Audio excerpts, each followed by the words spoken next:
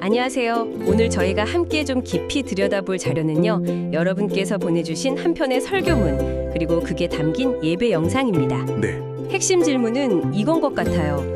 우리 삶에 갑자기 툭 찾아오는 우연 같은 사건들 있잖아요. 그렇죠. 아니면 어떤 메시지 같은 것들이요. 맞아요. 그런 좀 추상적인 것들이 어떻게 한 개인의 삶에서 이렇게 뭐랄까 손에 잡히는 실제가 되어갈까? 그 과정에 대한 이야기군요. 네, 오늘 자료가 바로 그 과정을 아주 어린 소녀 마리아의 이야기를 통해서요. 3단계의 심리적인 여정으로 풀어내고 있더라고요. 네, 저희가 받은 자료가 바로 그 AKPC PSM 청년부의 주일 예배 설교와 영상 기록이었죠. 본문은 누가복음 1장. 그 유명한 장면이잖아요. 천사 가브리엘이 마리아에게 나타나는. 맞습니다. 예수의 탄생을 알리는 장면이죠.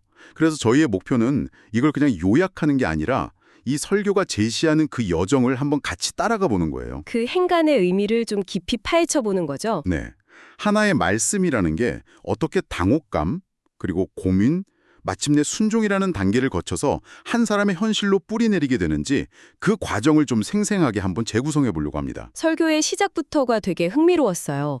드라마 속 우연이랑 현실 속 우연을 비교하면서 시작하거든요. 그 부분 저도 기억나요. 드라마에서는 모든 우연이 사실은 작가가 다 깔아놓은 복선이잖아요. 그렇죠? 그렇죠. 다 계획된 거죠. 네. 근데 우리 현실은 그냥 의미 없는 사건들의 연속처럼 느껴질 때가 많고요. 그러다 어느 순간 뒤돌아보면 그때 그 일이 내 인생의 전환점이었구나 하고 깨닫게 되는. 바로 그거예요. 바로 이런 배경 속에서 나사렛의 한 시골 소녀 마리아에게 그야말로 우연처럼 갑자기 천사가 나타나는 것으로 이야기가 시작됩니다. 근데 여기서 설교가 딱 짚어주는 중요한 배경이 하나 있어요. 어떤 거죠? 이 사건이 있기 6개월 전에 마리아의 나이 많은 친척인 엘리사벳이 기적적으로 아이를 가졌다는 소식이 이미 집안에 다 퍼져 있었다는 거예요.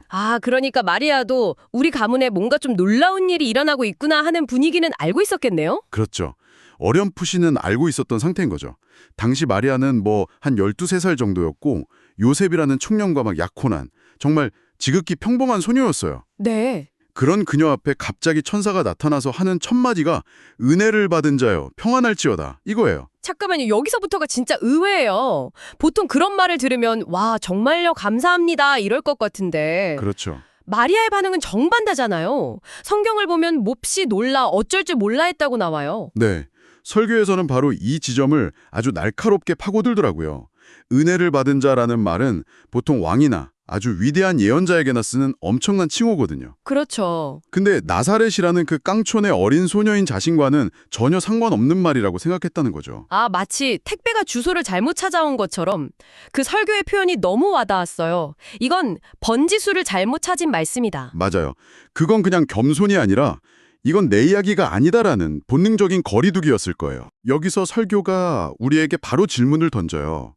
우리도 살면서 어떤 귀한 조언이나 중요한 메시지를 들었을 때 이건 참 좋은 말이긴 한데 이건 나 말고 저 사람한테도 필요한 말이네 하면서 무심코 흘려버린 경험 다들 있지 않나요? 많죠. 저부터도요. 근데요, 설교가 강조하는 첫 번째 핵심이 바로 이겁니다. 마리아는 그토록 혼란스럽고 당황스러웠지만 그 자리를 피하거나 도망가지 않았다는 거예요. 이해할 수 없는 그 메시지 앞에 그 불편한 자리에 머무르기를 선택했다는 거죠.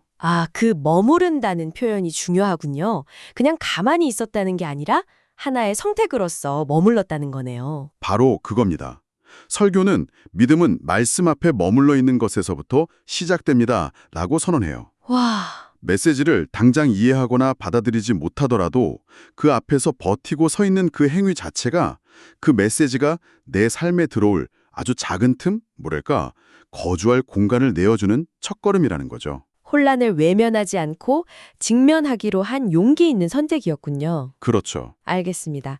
그럼 첫 번째 단계는 이건 내 얘기가 아닌 것 같아? 라는 그 혼란 속에서도 도망치지 않고 그 자리에 머무르는 것이군요. 네, 그 단순해 보이는 행위가 모든 것의 시작이었던 거죠. 그녀가 그렇게 머물러 있기로 하자 이제 천사가 본론을 꺼내죠. 네, 이제부터 진짜 이야기가 시작돼요. 천사는 마리아가 아들을 잉태할 것이고 그 아들이 바로 이스라엘이 오랫동안 기다려온 메시아, 즉 예수라는 예언을 합니다. 어마어마한 소식이네요. 그렇죠. 설교에서는 이 순간의 감격을 아주 현대적인 비유로 설명해요.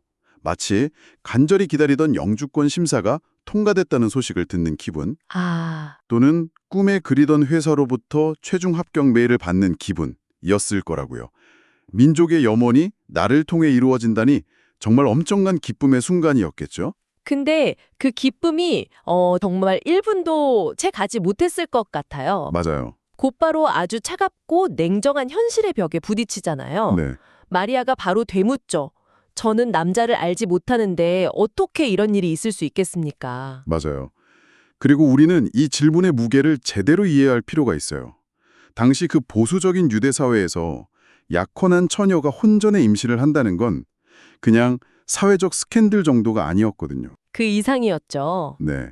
율법의 가장 엄격한 해석에 따르면 돌에 맞아 죽을 수도 있는 중죄였어요. 세상에. 현실적으로는 파혼당하고 가족에게서 쫓겨나고 평생을 손가락질 받으며 살아야 하는 말 그대로 사회적인 죽음을 의미했죠. 그러니까 마리아의 질문은 단순한 호기심이 아니라 자신의 목숨과 인생 전체를 건 아주 절박하고 현실적인 질문이었던 거네요. 바로 그거죠. 저는 이 지점에서 설교자분의 개인적인 일화가 정말 인상 깊었어요. 그 스마트론 이야기요? 네, 최근에 스마트폰 OS를 업데이트했는데 얼굴 인식이 자꾸 안 돼서 짜증이 났지만 결국 될 때까지 계속 시도했다는 이야기요. 맞아요. 그러면서 스스로에게 묻잖아요. 나는 성경 말씀이 이해되지 않을 때 이렇게 될 때까지 붙들고 씨름하는가? 아니면 그냥 짜증내고 덮어버리는가? 이 비유가 두 번째 단계를 정말 잘 보여주는 것 같아요. 정확합니다. 첫 번째 단계가 그저 머무르는 좀 수동적인 행위였다면 두 번째 단계는 훨씬 더 적극적이에요. 네. 내 현실의 제약, 그러니까 나는 남자를 알지 못한다는 이 명백한 사실과 너는 아들을 낳을 것이다라는 말씀의 약속 사이의 그 거대한 간극을 어떻게든 메워보려고 적극적으로 씨름하는 과정인 거죠? 그게 말씀을 거부하려는 의심이 아니군요. 그렇죠. 오히려 말씀을 어떻게든 내 삶으로 가져오고 싶은 실행을 위한 질문에 가까운 거예요. 그 구분이 흥미롭네요. 거부를 위한 의심이 아니라 실행을 위한 질문. 그러니까 말도 안 돼가 아니라 좋아요. 그런데 어떻게요? 라고 묻는 거군요. 바로 그거예요. 이 어떻게라는 질문을 포기하지 않고 계속 던지는 과정. 그게 바로 말씀과 내 현실이 연결되는 틈을 만드는 행위라는 겁니다. 설교는 이 씨름의 과정을 통해서 막연하게 하늘에 떠있던 말씀이 점점 내 삶의 땅으로 내려와서 구체적인 모양을 갖추기 시작한다고 말해요. 바로 이때 번지수 잘못 찾은 말씀이 비로소 나와 관련된 말씀이 되는 극적인 전환이 일어나는 거죠. 자, 그럼 마리아가 자신의 목숨을 건 현실적인 질문? 어떻게? 라고 물었을 때 천사는 어떤 명쾌한 해결책을 제시해줬나요? 놀랍게도 전혀 그렇지 않아요. 그래요? 네. 천사의 대답은 무슨 구체적인 방법론이 아니었어요. 그냥 성령이 그대에게 임하시고 더없이 높으신 분의 능력이 그들을 감싸줄 것이다. 이게 전부였어요. 쉽게 말해서 그건 인간의 방식으로는 안 되고 신의 능력으로 될 거야. 이런 선언이네요. 그렇죠. 여전히 마리아 입장에서는 어떻게 파혼의 위기를 넘길지, 마을 사람들의 시선을 어떻게 감당할지 아무런 현실적인 답도 얻지 못한 상태인 거예요. 모든 것이 여전히 불확실하고 위험한 상황 그대로인데 이 말을 들은 마리아의 마지막 반응이 이 이야기의 클라이맥스죠. 네. 주의 여종이오니 말씀대로 내게 이루어지이다. 저는 이 부분이 사실 제일 이해하기 어려웠어요. 현실은 아무것도 변하지 않았는데 무엇이 그녀를 이런 결단으로 이끌었을까요? 특히 순종이라는 단어가 현대적인 관점에서는 좀 수동적이거나 힘없는 위치에서의 체념처럼 들리기도 하잖아요. 설교는 이 순종을 어떻게 설명하나요? 바로 그 지점이 이 설교의 가장 빛나는 통찰이라고 생각해요. 오, 설교는 이 순종이 결코 현실을 외면하는 맹목적인 복종이나 체념이 아니라고 강조합니다. 그러면서 아주 기가 막힌 현대적인 비유를 들어요. 어떤 비유죠? 바로 메타의 AI 안경입니다. AI 안경이요? 갑자기 테크놀로지가 나오네요. 네, 그렇죠. 저도 좀 놀랐는데 이 안경을 쓴다고 해서 내 눈앞의 현실, 예를 들어 복잡한 길거리나 내 방의 모습이 바뀌는 건 아니잖아요. 그렇죠. 현실은 그대로죠. 현실은 그대로예요.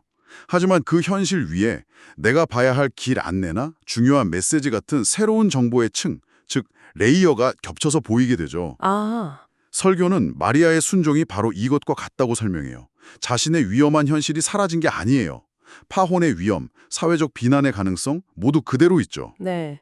하지만 그 현실 위에 하나님의 나라가 이루어질 것이라는 새로운 관점, 즉 영적인 렌즈를 스스로 착용하기로 결정했다는 겁니다. 와, 그 비유는 정말 강력하네요. 그러니까 순종은 현실을 부정하는 게 아니라 오히려 현실을 꿰뚫어보는 새로운 시각을 선택하는 능동적인 행위라는 거군요. 정확합니다. 내 눈앞의 문제글은 그대로 있지만 그 너머에 있는 더 큰 그림, 즉 하나님의 약속이라는 새로운 데이터 레이어를 켜서 함께 보기로 결단하는 것. 완벽한 이해입니다. 그래서 설교의 최종 결론이 이렇게 나와요. 말씀에 순종하기로 결단하는 순간이 바로 말씀이 실제가 되는 순간입니다. 아, 수천 년간 구약 성경의 기록으로만 존재했던 메시아에 대한 예언이 마리아라는 한 소녀의 결단과 순종을 통해서 비로소 역사의 무대 위로 현실 세계로 걸어나왔다는 해석이죠. 그녀의 믿음과 결단이 추상적인 약속을 구체적인 현실로 끌어오는 강력한 동력이 되었다는 거군요. 바로 그겁니다. 정리가 되네요. 오늘 살펴본 설교는 하나의 메시지가 내 삶의 현실을 되는 과정을 세 단계의 여정으로 보여줬어요. 네. 첫째, 이건 내 이야기가 아닌데? 라는 혼란 속에서도 그 메시지 앞에 머무르기. 둘째, 내 현실과 너무 다른데 어떻게 가능하지? 라며 치열하게 씨름하고 연결하기. 그렇죠. 그리고 마지막으로 모든 불확실성에도 불구하고 영적인 렌즈를 끼기로 결단하기. 맞습니다.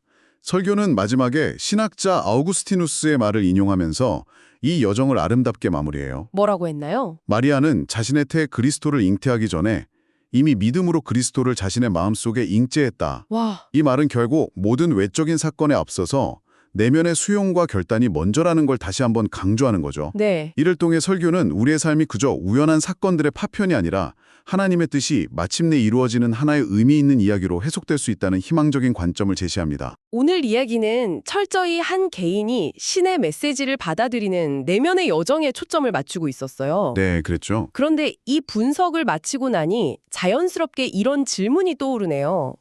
만약 그 메시지가 한 개인이 아니라 하나의 공동체나 사회 전체를 향한 것이라면 어떻게 될까요? 아, 흥미로운 질문이네요. 이 머무르고 씨름하고 결단하는 3단계의 과정이 네. 집단적인 차원으로도 확장될 수 있을까요? 그리고 한 사람이 아니라 수많은 사람들이 함께 씨름하고 결단해야 한다면 그 과정에서는 또 어떤 새로운 도전과 갈등이 기다리고 있을까요? 이건 우리가 앞으로 계속 생각해 볼 만한 질문인 것 같습니다.